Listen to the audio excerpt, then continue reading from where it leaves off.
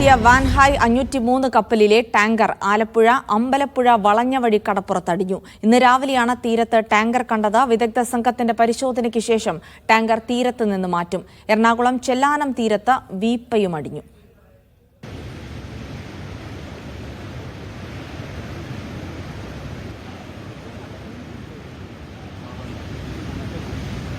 ഇന്നലെ രാത്രി പുന്നപ്ര പറവൂർ തീരത്ത് ഒരു സുരക്ഷാ ബോട്ട് അടിഞ്ഞു.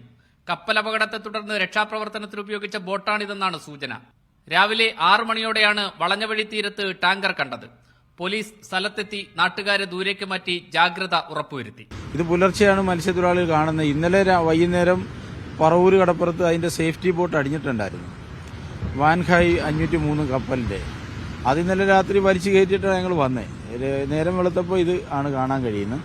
മൺസൂൺ ദുരിതം പേറുന്ന തീരത്ത് കപ്പലപകടത്തിന്റെ അവശിഷ്ടങ്ങൾ അടിഞ്ഞത് ആശങ്ക പടർത്തി. ഈ മേഖലയിൽ ഉണ്ടായിരിക്കുന്ന വലിയ ആശങ്ക, കാരണം പാചകം ചെയ്ത് ഭക്ഷണം കഴിക്കാൻ പോലും കഴിയാത്ത ദുരന്തത്തിലേക്ക് ഈ മേഖല മാറിയിരിക്കുകയാണ്. ഒരു ഏകദേശം പറയുന്നെങ്കിൽ പോലും 200 മീറ്റർ മാറി നിൽക്കണം. ഇനിയും ഒരു കണ്ടെയ്നർ കൂടി വരുന്നു ഈ മേഖല കേന്ദ്രീകരിച്ച് എന്നൊക്കെ പറയുന്നത് വലിയ ആശങ്ക ഉണ്ടാക്കുന്ന ഒന്നാണ്. എന്നാൽ ആശങ്കയ്ക്ക് അടിസ്ഥാനമില്ലെന്നും കാലിയായ കണ്ടെയ്നറാണെന്നും വിദഗ്ധ സംഘമെത്തി പരിശോധിച്ച ശേഷം തീരത്ത് നിന്ന് മാറ്റുമെന്നും സ്ഥലത്തെത്തിയ ജില്ലാ കളക്ടർ അറിയിച്ചു.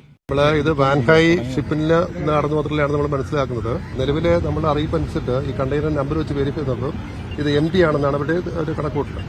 അപകടം സംഭവിച്ച കപ്പലുകളിൽ നിന്നും തെറിച്ചു വീഴുന്ന കണ്ടെയ്നറുകളും വീപ്പകളും മറ്റ് സാമഗ്രികളും തീരങ്ങളിൽ അടിയുമ്പോൾ തീരവാസികൾക്ക് ആദ്യം കൗതുകമാണെങ്കിലും പിന്നീട് നിറയുന്നത് ആശങ്കയാണ്.